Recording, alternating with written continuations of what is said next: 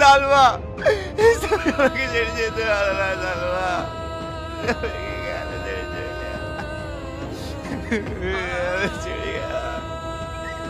আমি তোমাকে ভুলে দিলাম না, আমার বাচ্চাটার কিচ্ছু দরকার নাই, তুমি দেখলে আমাদের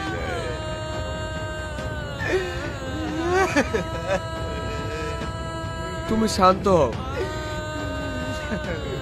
এই নাও, এটা তোমার স্ত্রী তোমাকে দিতে বলেছিল। টনি, আমি জানি তুমি খুব কষ্ট পাবে, কিন্তু কি করবো বলো? আমি মরতে চাইনি, তোমার সঙ্গে সারা জীবন বাঁচতে চেয়েছিলাম, সেটা আর আমার হলো না।